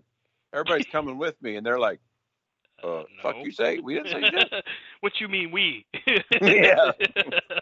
That's at the moment of that Homer Simpson emoji, like backing into the bush. There's even a pop for that, by the way. I can't wait to get that one. I'm not a pop guy, but that's pretty cool. Like, I didn't see nothing. Well, and he blindly says that, Triple H will take me back with open arms. It's like him and Ryback are sharing an apartment. Waiting for Triple H and Vince's call. Yeah, like, come on now. Like, I mean, even when you were in WWE, you spent NXT, you spent a good majority of it. You had great matches, but you spent a majority of it on the shelf. Mm-hmm. And it's like, oh, he'll take me back. No, he'll take you back with O'Reilly. Right. Like, you're like Marty Jannetty, buddy. Nobody wants you unless you have a good partner. That's not to say that Fish can't go. I mean, he proved multiple times over in New Japan and Ring of Honor that he was good. But, from an overall creative standpoint, marketable. Yeah, I mean, who's going to pay a ticket to watch Bobby Fish when you could pay a ticket to watch MJF or Bryan Danielson or Hangman Page or Jon Moxley, and the list goes on. Well, I'm not saying that he couldn't go. I'm not saying that he doesn't make good matches. I'm just saying when you look at marketability, him and O'Reilly as the Undisputed Era, marketable, right? Right. Them with Adam Cole, marketable. Mm-hmm. Adam Cole by himself, marketable. The matches that O'Reilly was putting on before he got hurt, marketable. Yep. O'Reilly, Fish on his own, it kind of blends into the crowd. Like, we see those people, we see them on AEW has them. WWE sure as hell has them. You know, I mean, how many times do we see those? You've been cut from the company, and we're like, damn, they still work there. So I mean, I think that's where I feel about him. I mean, sorry, brah. Yeah, I mean, we got so many different things happening right now. It's kind of hard to pay attention to a guy like him and think that he's going to have a major role. Hey, one guy that I think a lot of people have to give a real serious nod to or tip of the cap is Jon Moxley for literally putting off vacation time off for the better part of 2 years so that he could, keep the company moving in the direction they wanted to go after the whole thing with CM Punk happened. And he finally has his match with Adam Page, which was great. It was a great follow-up to their first one. That's the kind of guy that you find him. Again, we talked earlier about generational talent. That's Jon Moxley. I mean, you won't find another Jon Moxley. And if I'm Tony Khan, I'm doing everything to keep him happy, including giving him all the time off he wants. Why do you think they hired his wife? Right. They're like, we can't give you a day off right now, but at least we'll bring her to work with you. Right. We'll put her on the road with you. You can bring your kid, bring your wife. Please, please, please don't go. Not like he's going anywhere else except, but it's like the WWE did with the Viking Raiders, Yep. They're like, okay, I think you need a weird manager, so bring your wife and bring your kid. It's really cool to be able to see all of the work that's being done right now. And a lot of the commentary that you get from to Brian's point about the bobbleheads. I was mixing up the two. The bobbleheads that point out that AEW doesn't develop anybody. Look at what was done with the tag team match this past Wednesday with the Bucks and Top Flight. You can't tell me that AEW isn't creating stars when you watch a tag match like that and see Top Flight come ahead the victor. And then maybe they're not your next tag champs, right? But they are certainly in line for a big run. And Brian, I think that when you look at Top Flight, you have another team much like the Acclaimed that can very much captivate the audience. And they can stay healthy. Very true. What's it? Darius Martin, who's had 4 injuries in the past 2 years.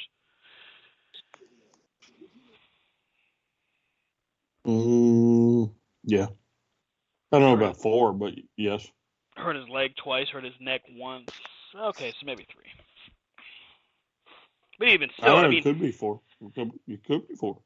It's hard to believe that people are still of the mindset of there's no. I hate the term because it just doesn't make a whole lot of sense. Homegrown talent. But the reality is, like, AEW has done a lot to create talent. Look what they're doing with Powerhouse Hobbs. Look at the build that he's getting. And you noticed him first. You noticed him first out of all of us of just how good he was. And look at the build they're doing with the Book of Hobbs and all of that. By the way, him doing the Sid Vicious pose in the middle of the ring right now is perfect for him. Well, I mean, it's Hobbs. Yeah. In the near future, he'll be mega. Yeah. There's no doubt in my mind. You think you put him in a position to beat Darby for the TNT title? Man, I'm actually hoping that Buddy beats Darby. That's going to be a great match, by the way. Yeah, I mean, not that I dislike Darby, but to me, Darby's one of those guys that if you're going to give him a title, he should not hold it long. Right. Because luck, you can only have so much luck involved when you're outweighed by 50 pounds of pure muscle. Honest to God, could not believe it when he beat Samoa Joe. Definitely did not see that coming. Well, I didn't see him beating Kushida. Right. So. It looked I like. think it'll be. Oh, go ahead. Oh, I was going to say, I think it'll be interesting to see the match Wednesday, is it? Yep, it's coming Buddy Wednesday. You Murphy got Darby and Murphy. Or Matthews. But I really think Buddy should beat him. I'm still waiting on Sting to turn on him. Oh man! So when he beat Samoa Joe, when he won the title and Sting came out there, my wife got mad at me because I'm like, bet him, kick him in the nuts. Because it was, I mean, I think a lot of people want to see Sting turn heel before he finally retires. He even said that he's nearing the end of his run and he wants to close it out with Darby. Why not close it out with a heel run? Mm-hmm. Yeah, I mean, why not? I mean, we got to get at least a Darby Sting match somewhere, somehow. Right. And I don't think you can turn Darby. I mean, I guess you could, but I think Sting turning on Darby would turn the fans on Darby because it's Sting. Yeah, but it's not like Sting hasn't been. I guess you can call him a bad guy before when he was part of what was the name of the faction in TNA? Oh, the Main Event Mafia? Yeah. I mean, they were technically bad guys. Right. So, but a straight heel, like straight heel Sting one time. I mean, look what it did for Hogan. Oh, man. Well, but the heels, you remember when Sting turned heel in 99 and dropped Hogan? It was a cool idea, and then it never turned out. Because everything happened, unfortunately, with Owen, right around that same time, and so the heel turn basically got nixed, much like the heel turn of Goldberg. Remember when he turned heel for a brief time in WCW? We had a glimpse of it, man. We had a moment where it looked like a heel Sting could actually happen. Yeah, I mean, I don't know if that would have been smart, but I mean, at the end of his career, what's he got left to lose? Right. Yeah. I mean, and obviously Darby's going to bump like hell for him. He'll throw me all over the place. I don't care. Yeah, I mean, at this point, if he's going to have his last match, why not let Darby have it? Yeah. Either that or let him have a tag title run. Let him and Darby win the straps. Let him beat the Acclaimed, and then have the Mogul affiliates, which by the way is an awful name for Swerve Strickland's faction. But let them beat him. You know what I mean? Like, you could definitely do that and elevate talent in a really cool way. Because the Sting and Darby win doesn't have to be a long run. That's just something that happens, and then boom, they lose. Yeah, but I'd much rather have like Jeff Jarrett and Lethal. No. Why do you want Jarrett to win? I don't like Jarrett on TV. You're right about him, about his work in the back. I'm not going to deny that. I don't like Jarrett in the ring. Oh, come on, slap nuts. Look, I'm not saying we didn't all call people slappy and slap nuts and all that. There's no denying that, but Jeff Jarrett in the ring. Very boring. I think Jeff Jarrett hurt you. No, he didn't. I gave that a second to think about it. And think, no, he didn't. It's just very boring. You got all offended when you realized that he really didn't sing that song. What, that he didn't sing With My Baby Tonight? Wait a minute, he didn't? You're still pissed because you bought the cassette tape. I played it until the tape snapped. Yay, Jeff! You're the greatest! Damn it. I honestly did think that, especially at Rampage where they had the whole no DQ thing, I honestly did think that Jarrett and Lethal were going to win the titles. That false finish they did on Rampage or on Dynamite the few days prior really made it seem like they were really going to do that. Yeah, I give it time. I mean, I don't see the Acclaim holding it forever either. So, I mean, I think I don't know how much more you can get from their run. I'm not saying I don't like them. I do like them, but what else are they going to accomplish? well, sometimes the chase is funner, right? Yeah, exactly. It is the chase after all.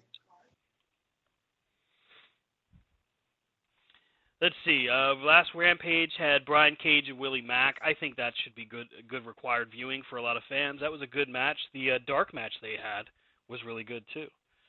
I'm just glad to see Willie Mack back on TV. Yeah, I really like him. I hope he gets signed. I really do. You know, I liked him in Lucha, and it was sad to see him not make it one of the big companies when all that folded. But nice to see him back. I mean, you always got ROH too. Yeah, I mean, I like the fact that they have their people, right? Mm-hmm. Like when they brought ROH out, they were like, all right, we're going to do all this together, blah, blah, blah. But they're starting to make it separate, you know? Yeah. And like they're starting to like Claudio got the belt back. So now it's like, all right, you know, Tony Khan and the people at AEW are like, all right, we're going to bring Ring of Honor back to get it in everybody's thoughts and minds. And now it's separate, you know? Mm-hmm. Marketing. This week on Dynamite, we have Bryan Danielson and Brian Cage, and we have Jericho and Sammy Guevara or Daniel Garcia against Action Andretti and Ricky Starks. Garcia, of course, lost to Ricky Starks. No, lost to Action Andretti on this past Friday Rampage. So we got the Sex Gods against Andretti and Starks, and Brian Cage and Bryan Danielson. I don't know what to expect from Cage and Danielson. That seems like a unique pairing. I really am not sure who. Obviously, you got Danielson who's got to win this one to get to the Iron Man match, but I'm curious as to how the match will be laid out because Cage is just a brute, man. He's going to throw Danielson all over the place.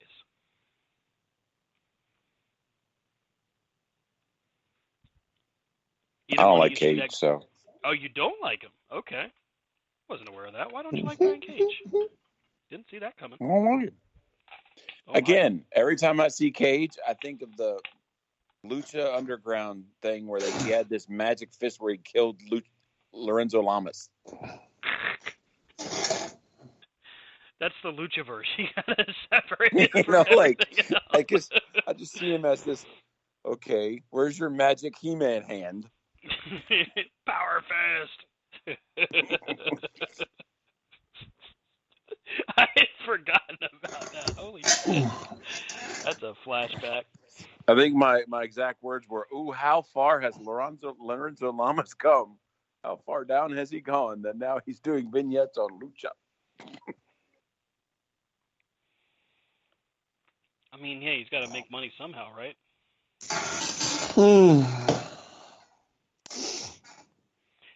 MLW got a TV deal, by the way. I don't know if you guys saw that, but Court Bauer's group, Major League Wrestling, is going to be on Reels. Reels is a Stars channel? I thought it was something on Instagram. No, I think Reels is just like a old movie channel or something. Yeah. Oh, damn. That awkward moment where your hair gets stuck on your belt. Or older TV show or something. Let's see. All right, so y'all ready? Potential spoiler for the Women's Royal Rumble. Hit it. What do you got? 2023. The list of participants is what I'm looking at. Oh, wow. Because, again, you know, we're going to fall for potential spoilers. Oh, no. Liv Morgan at number 1 is supposed to be the runner-up. Mm-hmm. Liv Morgan, I repeat myself, at number 1 is supposed to be the runner-up. Now, I don't know if you heard me. So one more time. Liv It sounded Morgan. like you said. Liv Morgan at number 1 is the runner-up. Chelsea Green, Lorray, Kai, Fry. Alba Fire, yeah. Out. All right, so there you go. Brooks, Asuka, Carmella, Tamina. How have we seen Tamina? When was the last time we saw Tamina? A year ago? Maybe? Yeah, so again, here's your first little check on the potential spoiler list. Tamina. Woo. Sonya Deville, Maxine Dupree, is that right? Dupree? Yep. Emma. Okay. Then at number 13 will be Rhea Ripley, who's supposed to win the Royal Rumble, and I can see that very easily. So then we have Io Sky, Lee, Lacey Evans will finally make a return. Other than that little 10 minutes she put in the other night or whatever. Baszler at 17. Oh, here's a winner, Shotzi. Does she just go by Shotzi now? Yeah. They took the last name away. They shortened it. They took her last name. Then Natalya. I can't read this. Starts with a K. Looks like Natalya, ends in an A. Caitlyn? Is there a Caitlyn? Yeah, Caitlyn, former Divas champ. Is she on the main roster? No, she'd be a legend, quote unquote. Oh, okay. Well, yeah. Okay. Well, maybe that's who they're talking about. Nikki Cross at 21. Tegan Knox. Zelina Vega. Doudrop. Didn't you say Doudrop was injured earlier? Yes. Yeah. The last time I looked at the list, she's out with an injury. So that would be another one. Then we have Bayley at number 25. So I guess Bayley would then. Is that tonight that she's got? That was the dumbest crap ever. Yeah, so it was supposed to be a cage match, Bayley and Becky Lynch. It was supposed to be Lita as special guest referee, but it didn't pan out. So Bayley and Damage Control basically beat the shit out of Becky, and the match didn't happen. Wow, that makes a lot of sense. Okay. Aren't you excited for the Rumble? Yeah. Waste all that time. But I mean, listen though. I mean, listen to like the last group. Like, so from 25 is Bayley, 26 is Raquel. Did I say that right? Rachel. Raquel. Rodriguez. Yeah. I just want to make sure I pronounce the first name right. Then at 27 we have Becky Lynch. At 28 is supposedly Kairi Sane. 29 Ronda Rousey. And then at 30 would be the returning Naomi. Now, somebody please help me how little Liv Morgan at number 1 is going to be the runner-up. That's a tall order for her. I don't know that she's ever gone that kind of a distance before. No, let's look at just the last 5, right? So for whatever reason on this particular Royal Rumble, according to this potential spoilers, the big heavy hitters all come in last. Mm-hmm. And a woman who doesn't have much has been in there since number 2. Mm-hmm. Or 1. 1, yeah. Like. And no Charlotte. I guess she doesn't have to. She's got a title. I mean, there's any number of other people you could throw in there. Oh, I mean, I see what you're looking at here. What is this? I guess your main event is Lashley versus. Would they write this on Microsoft Word? Yeah, oh, yeah. This is great. I'm gonna type one up. Oh, you send should it do out. it and just get it out there. Yeah. Mercedes Moné is gonna return to WWE. You heard it here first. I'm shocked that one wasn't on there, honestly. Well, there was Come on, actually you a know, rumor that she was gonna end up wrestling for them as Sasha and then go back to New Japan as Mercedes Moné. There was a rumor out there, but it's stupid. Yeah, I mean, you could. that's Come on, Stan. You all could do that. Come up with a graphic. I mean, look at the one Brian found out. The guy was in the ring 5 hours. That Royal Rumble's just started today. So, Oh no, somewhere it in the wasn't. world. It wasn't that he was in there 5 hours. It was the guy that he was supposed to eliminate showed up 3 seconds before he did, or got eliminated 3 seconds before the one got in the ring. Yeah.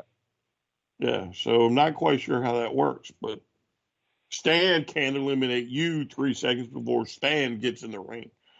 Uh-huh. Time travel. It's all that grubomania. Brother. You know, All his grub worms. Ew. That's gross. I'm kind of hoping we get a Maki Ito versus Gage. Wait, Nick Gage? Yeah. Where are you getting this? Okay, all right. Bring me up. Maki Ito showed up at GCW. Really? Yeah. Maybe we'll get lucky. Is it selfish of me to want her to get signed to AEW just so I can get a figure for her? No, it's very pervish of you, though. Yeah. No. That's kind of stalkerish there, buddy. That's not what. Oh, you guys suck. That's not what I was just saying. want to get a figure so I can play with her. Whoa. Okay, now it's weird. I got to make it weird, man.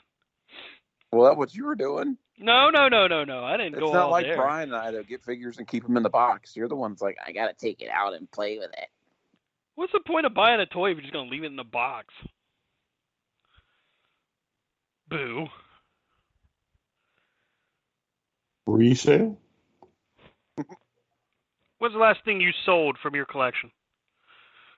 Right now, I don't have to sell anything, but I know for a fact that I have purchased things that a little bit and could now very well turn around and sell them for. Let's see, that would be a 200% markup, a 300% markup, about a 5% markup, and get it all day long because it's in the box. I was with him when he took those G.I. Joes to Gateway and walked out with a check.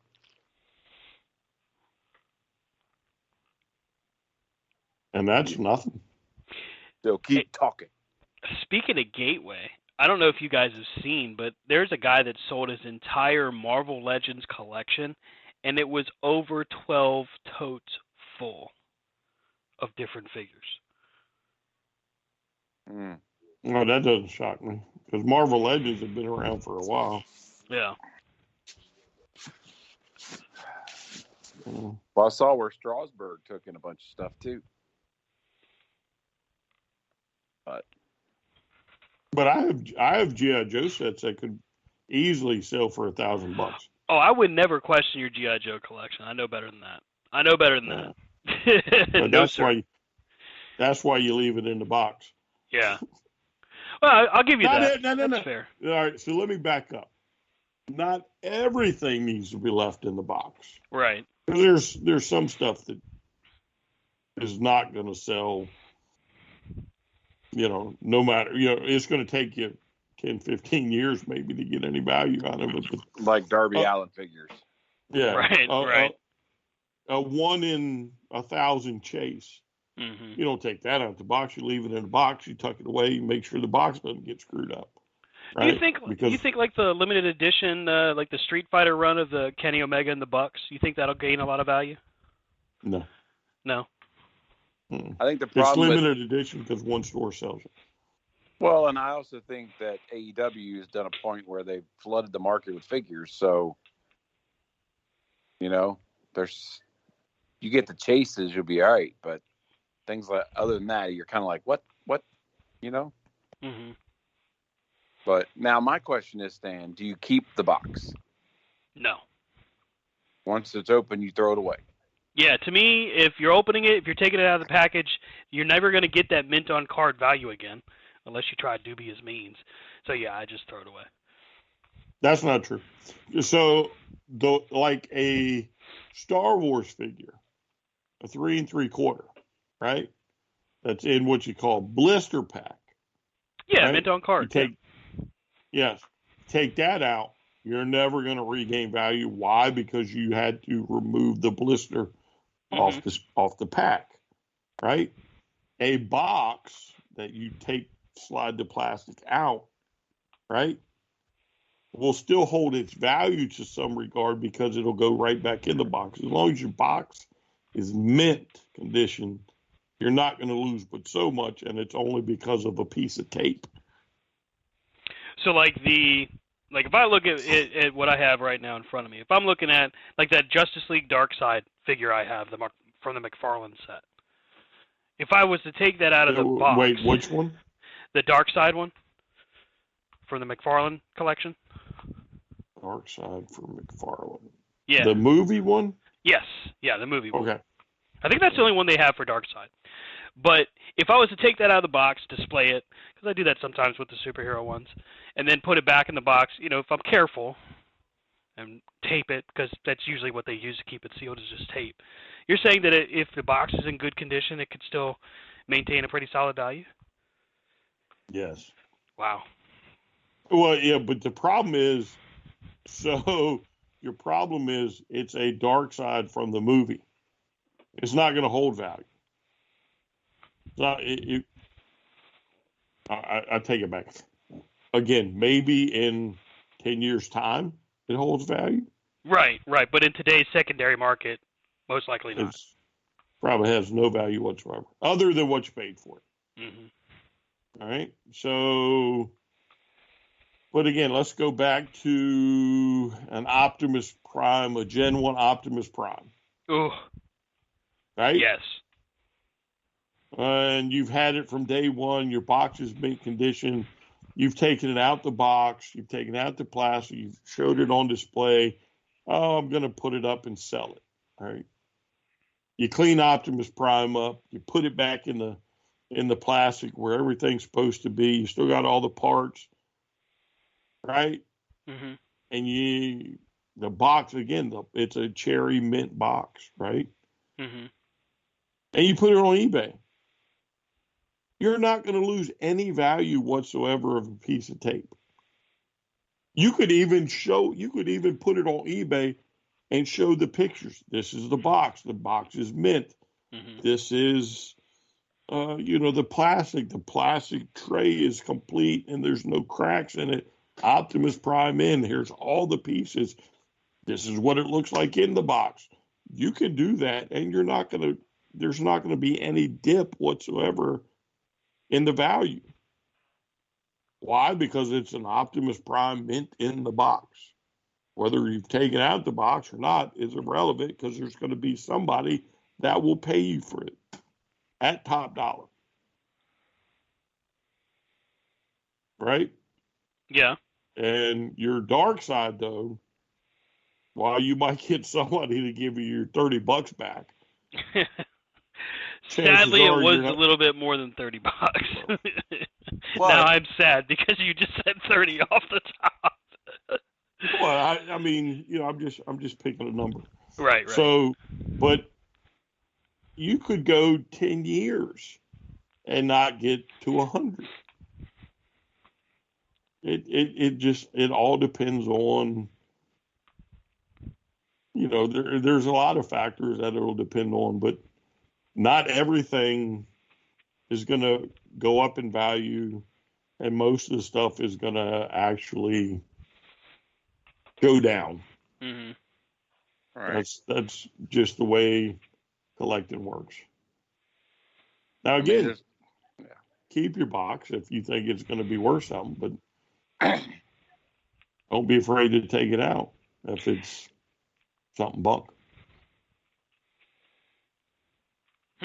So what do you do with the extra heads and hands and stuff? Well, like I have a few like that. I've got actually a shoebox with all of them in there, so I don't lose them. You just have a box of heads? Yeah, it's a little morbid, little creepy, a little morbid. It's stashed away so no one sees. I don't want anyone to see them. No one look at my little heads. But like, if you guys have seen the pictures I've sent through, I've got some of my figures displayed with the pop-up stage, but I've got more and more now that are still in box because I just don't have any place to display them right now. And I was looking at it because I got the Kenny Omega, the Street Fighter edition, and I got the Supreme Cody, with his ring gear and everything, the AEW one. And I just started getting to thinking about it. I was like, what will these value-wise actually carry as we, get 2, 3, 4 years down the line? If AEW closes tomorrow, clearly they're going to have value in, say, 6 years. Because usually that's about as long as it took for Toy Biz, those figures, to really climb in value. You don't think so? No. So again, there's too many of them. No, it's not that there's too many of them. Do you honestly think Santana and Ortiz are going up in value just because AEW closed the door? So the blanket statement of all of them, yeah, you're right. Yeah, that's a fair point, since I think Santana and Ortiz right now in Ringside Collectibles is $6 a piece, brand new in box. So I mean, good point. All 18 versions of the Young Bucks. I mean, that's the thing. So, yeah, but it's also who you can find and the crowd you're looking for. You know what I mean? Like, right. Your first wave will hold value. Mm-hmm. An original brandy will hold value. The reprint or whatever you call it may hold some value. Right? Other than that, you got nothing outside of the chase figures. If you were going to sell them, the best thing to do is sell them when there's a hot market. Mm-hmm. And the way, yeah, but the way the social media is now, I see collections of AEW figures all day long. So it's one of those, collecting is one of these weird things. You may think it's going to be hot in 6 years, but I can tell you right now it's not. And that's just based off of a lifetime of watching how the market swings. Yeah, the secondary market is tough to track. Yeah, again, that's not to say some of them won't be popular. Mm-hmm.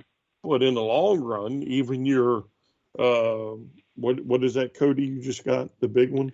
The Supreme Collection, the first run? Yeah. Bunk. It ain't going to hold no value. You'd be lucky if it holds value. Yeah. And it's because guess what's going to happen if it hasn't already happened with the WWE?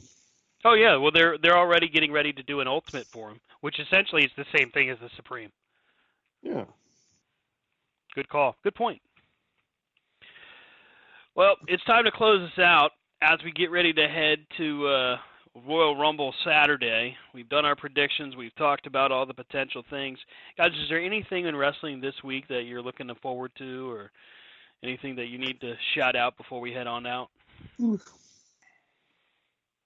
I'm tired. Okay. I'm going to shout out to my brothers.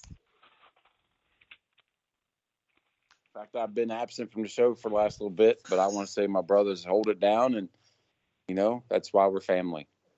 We are what we are. We're here. I'm not getting in all this musty shit. Well, that's because if you're not careful, you'll get sick again. Yeah, I'm not getting into this. You better douse yourself in NyQuil before you go to bed, like every night, for at least the next month. I can hear it starting to creep back in. Oh my God. You have, look, both you and Rob have had like the shittiest luck health-wise lately. I feel for both of you. I'm staying away from you because I don't want it. I don't want what you got. Well, you better show up on the 11th. Oh, I'll be there. I will be there. Is that supposed to be kid friendly, by the way, or do I need to make alternate plans? So Mm. Part of it's going to be kid friendly. Part of it probably won't. no. I listen. You want to bring him? That's fine. However, dinner will be pizzas and chicken wings, Okay. and there may be some Chicago style pizzas, and I'm hoping they'll be shipped from Geno's nice. East Okay. from Chicago, an actual Yeah. Chicago style pizza. I'm hoping that we might be able to pull that off. To So quote shout out to Denzel. Geno's. My man. Shout out to Geno's. Yeah. And we're gonna sit around and we're gonna consume adult beverages. Amen to that. Okay, I'll make plans. And Got it. these are not but these are not adult beverages that you're probably used to. No, I'm with you. That's why I said I'll make plans. No problem, sir. I read you. So this is the stuff that's gonna burn going down, and Whew. it's if hurt. you pick up what I'm throwing down, it'll give I you a heard little tickle You can pick it up, just don't in the throat, right? I'm with you. I'm following. A tickle in the tum tum. Uh-oh. That's not good. Better No, have a no, clear path that's to the bathroom. listen to what I'm telling you. You know what it is, I do. and listen to what I'm telling you. It'll give you a tickle in the tum tum. Yeah. All right. So that should tell you where it came from. Yes. If you're picking up what I'm Gotcha. down. I'm picking up what you're putting down. So this Gotcha. is real deal. This is about as legit as you're gonna get. I'm digging it. So, Well then. and I'm gonna find a bunch of shot glasses, and we're just gonna have a few shots, and we're sitting around and probably tell all types of lies and stories, and then I'm sure somebody's gonna pass out on the couch. I've got some shot glasses I'll bring. Hey. All right. Now we're talking. Now we're speaking my language. Or because of the proof, we can just sit around and drink it from the jar. I don't care. Okay. Well, hey, it's as good a time as any to close this out then. I'm looking forward to that. Catch up with Rob on Twitter at Rob Hefner C2C. Catch up with Brian at Vlad Dragul C2C. That's VLAD DRAGOOL C2C. And catch up with me at Stan Grubb. He does not say blah blah blah. And catch up with the show at C2C Radio Show and C2CRadioshow.com. How come the ring announcer looks like Beetlejuice? Don't say it 3 times. See you next week. We'll talk about the Royal Rumble. Is Brian coming back? We don't know. If he's going to come back to WWE or if he's just going to stay on the AEW train, one way or the other, we'll get you all the results and we'll talk about it. Tune in next time right here at C2CRadioshow.com. Have a great week, everybody. Did you cut it?